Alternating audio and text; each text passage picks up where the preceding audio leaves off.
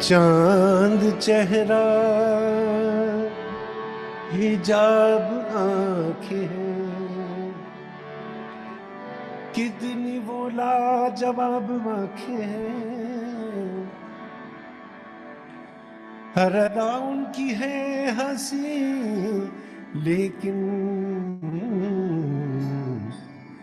जान लेवा जनाब आंखें हैं। अक्सर मैं जब शूटिंग पर होता था ना स्कैम में, सना जो मेरे साथ काम करती है, शी इज एक्चुअली म्यूजिक, तो बोलती है तलत जी प्लीज कुछ सुनाओ ना, कुछ सुनाओ ना। अरे मैंने क्या सुनाऊं, जरा वो सुनाई ना जिंदगी। अच्छा वो गाना शुरू कर देती थी। अरे मैंने कहा सना तेरा सुर कहाँ है यार, किधर ए बी सी किधर है? तो मैंने सबसे पहले पूछा कौन डायरेक्ट कर रहा है, उन्होंने कहा कि हंसल मेहता। मैंने कहा ठीक है कर रहा हूँ, चलो कोई बात नहीं। और जब हम पहली बार मुलाकात हुई हमारी सेट पर, तो बोले मैं बड़ा फ़ैन हूँ आपका, बहुत अरसे से आपका फ़ैन हूँ गाने का। आपको पता नहीं है कि आपके आपके गाने और आपकी गायकी मेरी ज़िंदगी में, मेरे करियर में कितना मतलब उनका योगदान है। आए ना मुझसे मेरी पहली सी सूरत मांगे, मेरे अपने मेरे होने की निशानी मांगे। हेलो तलत जी, कैसे हैं आप?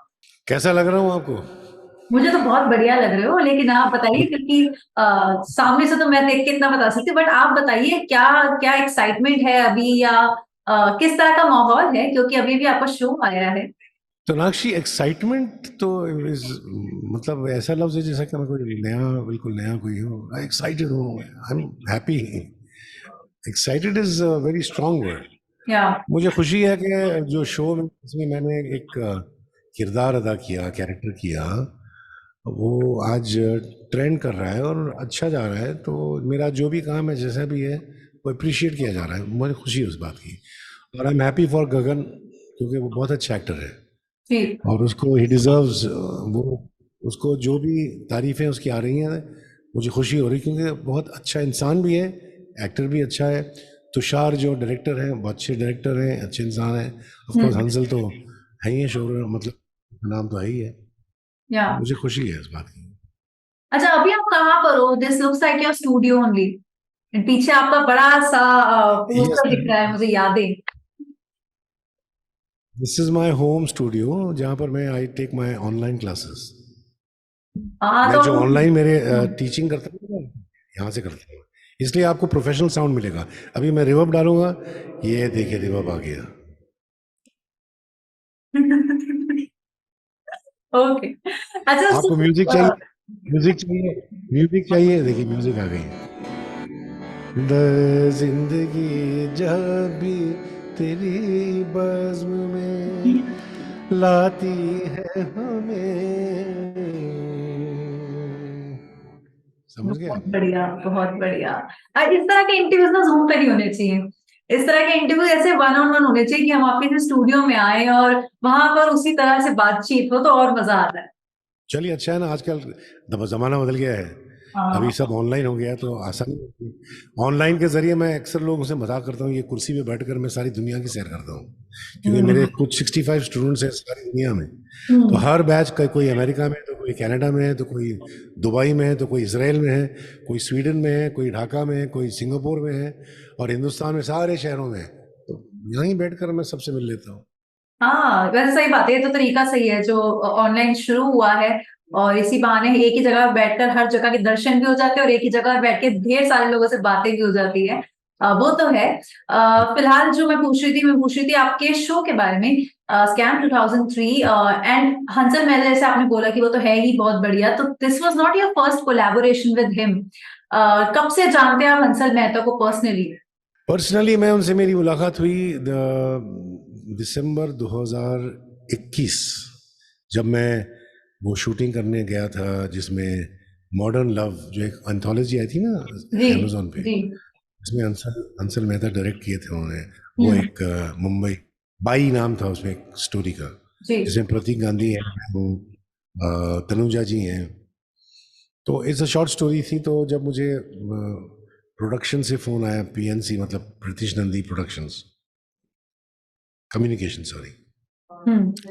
ऐसा ऐसा एक रोल है। और हंसल मेहता साहब, मैंने सबसे पहले पूछा कौन डायरेक्ट कर रहा है, तो उन्होंने कहा कि हंसल मेहता। मैंने कहा ठीक है, कर रहा हूँ, चलो कोई बात नहीं। और जब हम पहली बार मुलाकात हुई हमारी सेट पर, तो हम्म। उन्होंने भी शेयर किया। तो शादी का सीन था, वो बेटी मेरी मेरी बेटी, उसकी शादी हो रही है, निकाह हो रहा है, तो पूरा शादी का माहौल बनाया था। हम्म। तो मैं शेरवानी वगैरह पहन के वो पुरानी बिल्डिंग थी कालवा देवी में, मतलब 6 फ्लोर चढ़ के गया। तो एक्चुअली 6 नहीं 12 फ्लोर थे, वो पुरानी बिल्डिंग थी ना। तो सबकी हाँ। मैंने कहा यार ये तो बहुत बड़ा इम्तिहान हो गया। जाके बैठ गया मैं, वो क्राउड होता है ना जब छोटी जगह पे आप शूट करते हैं, तो जरा सारा यूनिट बहुत होता है। हम्म। तो मैं हमसे लेके, तलत भाई कैसे हैं, मैं बोला "अरे यार अंसल बहुत अच्छा लगा मिलकर"। बैठ गए हम लोग। तो बोले मैं बड़ा फ़ैन हूँ आपका, बहुत अरसे से आपका फ़ैन हूँ गाने का। आपको पता नहीं है कि आपके आपके गाने और आपकी गायकी मेरी ज़िंदगी में, मेरे करियर में कितना मतलब उनका योगदान है। तो हम्म। मैंने कहा सुनाओ कैसे। बोले वो आपकी वो जो गज़ल है ना, कैसे सुकून पाऊँ, मैं भी थोड़ा बहुत गाता हूँ। तो बोला गाओ मेरे साथ। अरे नहीं नहीं आपके सामने नहीं, कहा चलो गाओ ना। तो हमने गाया, और वो किसी ने वो फ़ोन से हम्म। वीडियो ले लिया। हम्म। और वो बहुत कमाल का वीडियो, देखिए आप, मैं आपको भेजूंगा कभी, ओके। या उन्होंने इंस्टाग्राम पे डाला जब। तो ओके। हमारे यहाँ एक ट्यूनिंग अच्छी हो गई, हम्म। क्योंकि हंसल बहुत सेंसिटिव डायरेक्टर हैं, वो जानते हैं क्या करना चाहिए, सेंसिटिव कहानियां बनाते हैं। हम्म। तो वो पहली मुलाकात थी हमारी, पहला कोलैबोरेशन था। हम्म। फिर दूसरी बार जब ये स्कैम का प्रोजेक्ट, कास्टिंग चल रही थी सुनो में, मुझे जो बताया गया, मुझे तुषार ने बताया जो डायरेक्टर है हमारे। हम्म। तो जब ये बैठे थे मीटिंग में कि शौकत अजीज का कैरेक्टर किसको कास्ट करें, तो हंसल ने कहा कि अरे भाई तलत भाई को ले लो ना, हम्म। बेहतरीन वही लगेगा। अरे सबने कहा बिल्कुल यू राइट, समीर नायर और मुकेश छाबड़ा और सब मिलके बोले हाँ तलत भाई। तो वैसे मेरा हो गया डन। फिर मेरे पास आए सारी कॉन्ट्रैक्ट कॉन्ट्रैक्ट, मैंने कहा क्या करना है मुझे, बोले एक कैरेक्टर सर शौकत अजीज, और ये तेल की कहानी है। तो मैंने कहा बोले बहुत अच्छा है कि इम्पोर्टेंट प्राइमरी कैरेक्टर है, आप दोनों का टकराव है। तो मैंने चलो ठीक है, अंसल है तो कर लेंगे। शो रनर थे वो कर लिया हमने।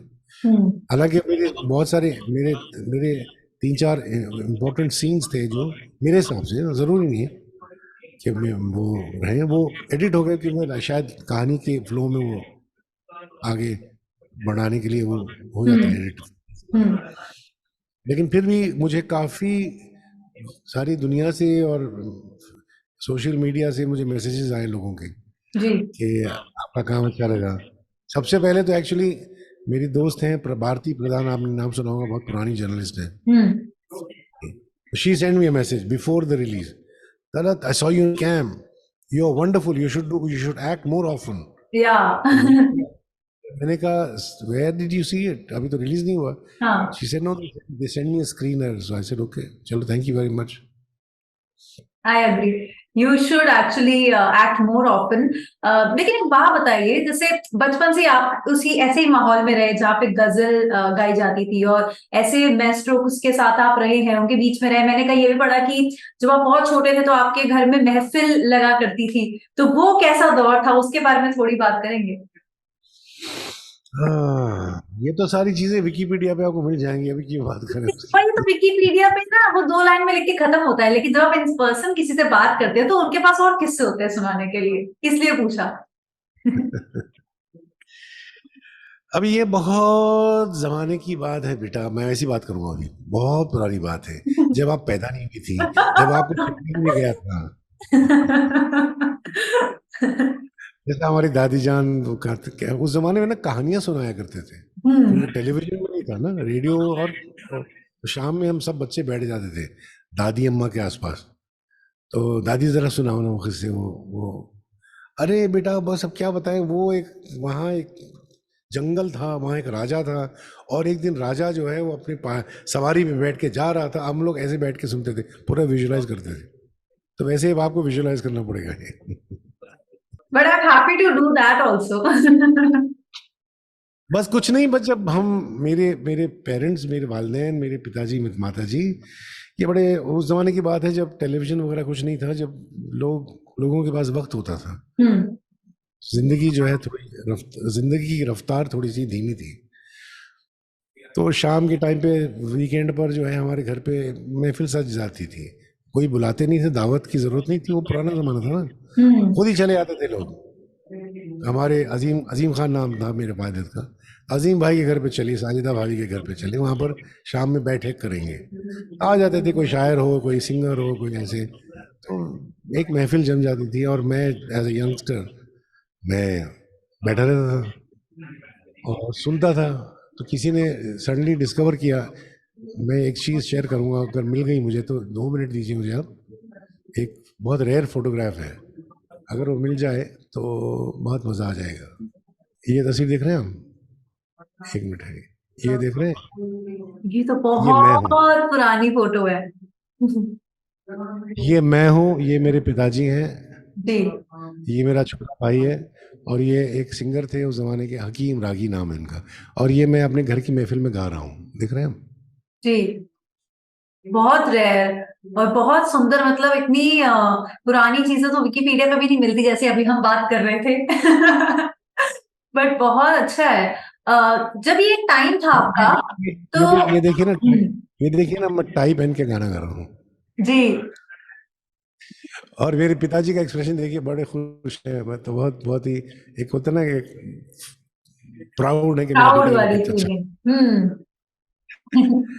लेकिन मेरे पिताजी अलग ही आदमी थे, वो बहुत ही अच्छे आदमी थे। उन्होंने एक दिन मुझसे कहा कि बेटा सुनो, अभी तुम्हारे गले में सुर है, चलो अच्छा है, तो अभी इसको, ये फन को सीख लो। हम्म। तो फिर उन्होंने मेरे लिए गुरु रखा।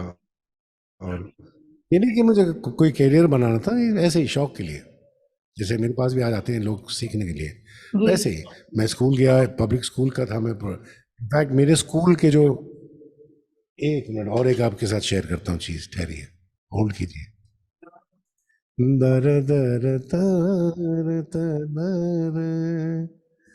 दर दर दर, एक मिनट, अलमनाई, HPS, ये मेरे स्कूल की जो कहते हैं ना, मैं जिस स्कूल में पढ़ता था, जी। HPS, आज भी बहुत बड़ा, 100 साल हो गए उसको, इस 100th ईयर है। तो ये वाह। नोटेबल एलुमनाई का मैंने निकाला था, ये देखिए, सत्या नडेला, CEO माइक्रोसॉफ्ट, वो भी मेरे स्कूल का है, मेरे वाह। से जूनियर था। ये Jagan Reddy, ex minister, chief chief minister. और ये हर्षा भोगले, मेरे से जूनियर था। ये नागार्जुना, ये किरण कुमार, ये पुराने, मिस्टर प्रेम वाटसा। ये देखिए शांतनु नारायण, CEO अडोबे। और ये देखिए mister Ajay Singh, Ajay Pal Singh Banga, now he is head of World Bank, president है वर्ल्ड बैंक के। वाह, और ये सारे नामी लोग एक ही जगह से पढ़े हुए हैं, और ये रहे आप। जी हाँ। और ये देखिए mister Syed Akbaruddin, he was India permanent rep at UN, अभी जी। रिटायर हो गए हैं। जी। तो ये हमारा स्कूल है, HPS, हम हैदराबाद पब्लिक स्कूल, जो आज इस साल पूरे 100 साल हो रहे हैं उसको। वाह, अभी भी आप जाते हो, तो कभी मौका मिलता है जाने का? जाता हूँ, मुझे बुला रहे हैं वो अभी, इनफैक्ट 100 सेंटिनरी ईयर सेलिब्रेशंस में, वो काफ़ी, उनके 2 महीने का प्रोग्राम है स्कूल का। हम्म। तो जो उसका जो प्रेसिडेंट है ओल्ड बॉयज का, जो कमेटी है, वो उन्होंने कहा कि एक आपको तो आना ज़रूरी है, एक हम्म। आपका, हमने हमारे स्कूल के लिए, अपने स्कूल के लिए आपको प्रोग्राम करना पड़ेगा। मैं बोला आ जाऊँगा, डेट ले हम्म। लेना बस। ओके। अच्छा सर, एक बात बताइए, आप इतने सालों का जो आपका करियर रहा है म्यूजिक से, आपका आप रूबरू बचपन में ही हो गए थे, और जैसे कि आपने जो फोटो मुझे दिखाया कि इसमें आप गा भी रहे थे, तो गाने का शौक, गजल का शौक तो आपको लगता है शुरुआत से ही था, और आपने बहुत गाए भी, कई कॉन्सर्ट्स भी किए, जिसमें बहुत सारे ऐसी चीजें भी रही, जैसे कि कभी लता मंगेशकर जी के साथ भी गाया, जगजीत सिंह जी को आप कहते हैं कि आपके बड़े भाई की तरह थे, उनके साथ भी आपकी कोलैबोरेशन हुई। बट अगर आज मैं आपसे आपके पर्सनली पूछूं और पर्सनल लेवल पे पूछूं, तो वो कोई ऐसा माइलस्टोन है जिंदगी का जो लगता है कि वो बहुत बड़ा था मेरे लिए, जो आपको खुद को लगता हो? देखिए, अभी जब जिंदगी इतनी आगे बढ़ जाती है, अब जब मेरी स्टेज पर आप पहुंच जाते हैं, तो जिंदगी के माइलस्टोन्स काफी हो जाते हैं।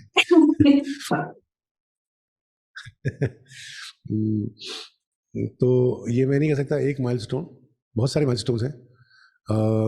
जैसा कि मेरी पहली मुलाकात, अगर प्रोफेशनली अगर आप कहा जाए, हम्म। अगर आप पूछें आप, जी।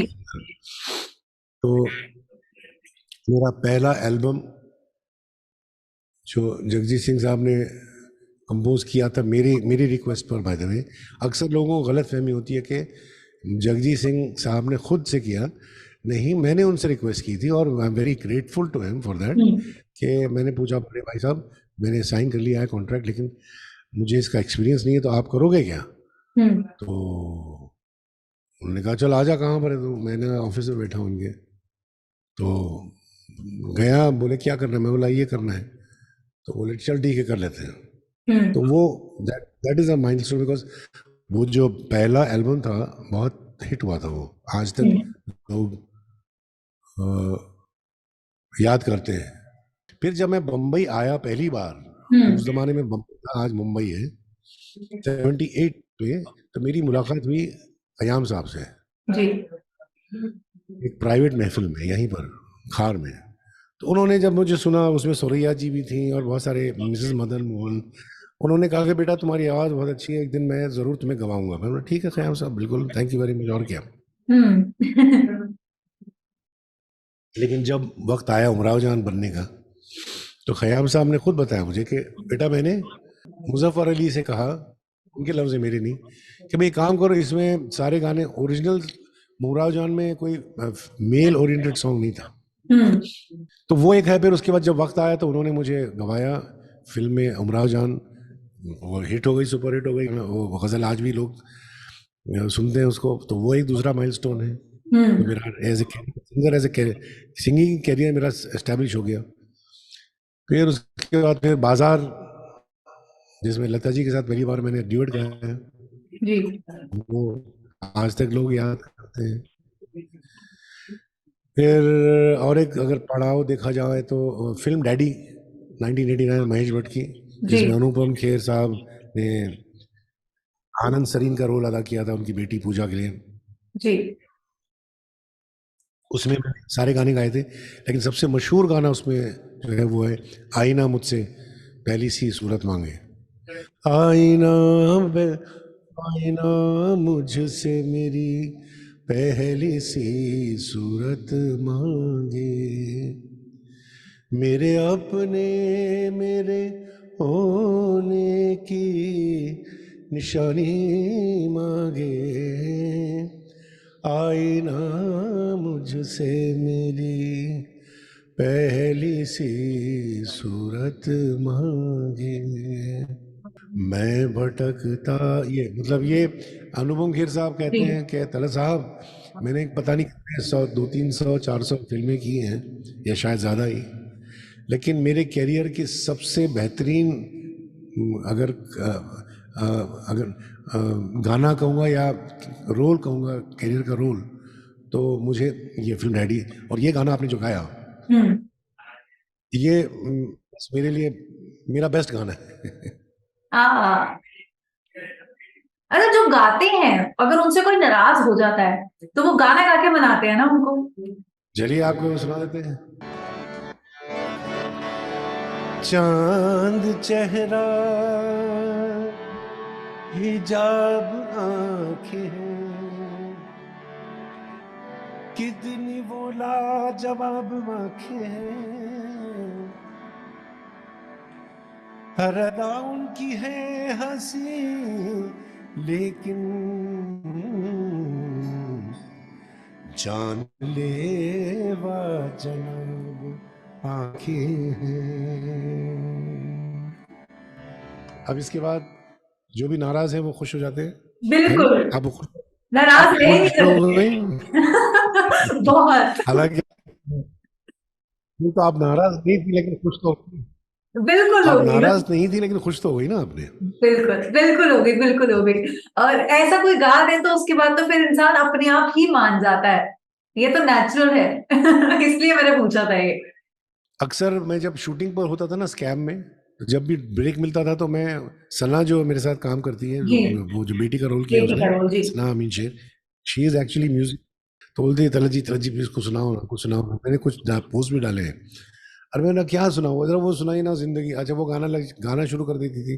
अरे मैंने कहा सना तेरा सुर कहाँ है यार, कि ए बी सी किधर है तू?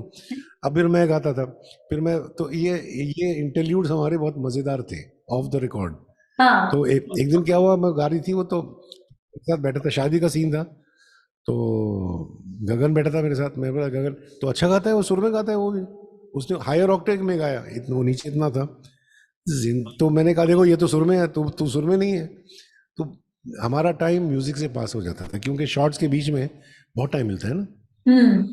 बड़ा मजा आता है। म्यूजिक जो है एक बहुत ही संगीत एक हीलर है, आपको सुकून हम्म। पहुंचाता है। लोगों को जोड़ देता है कहीं ना कहीं।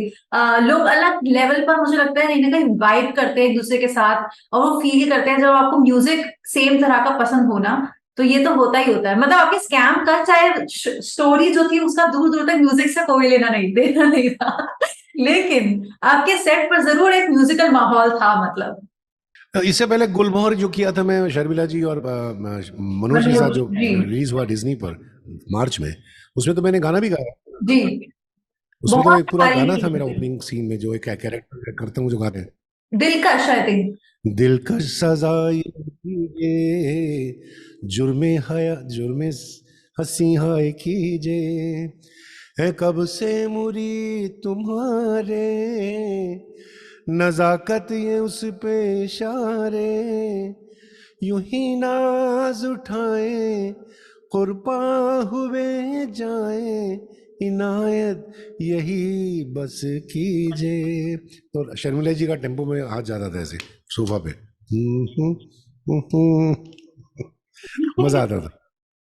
नहीं, वो बहुत प्यारी फिल्म थी, और जो गाना आपने गाया वो बहुत प्यारा है। बहुत टाइम बाद इस तरह की कोई प्रॉपर फैमिली वाली फिल्म आई जिसमें परिवार का ही वो दिखाया है।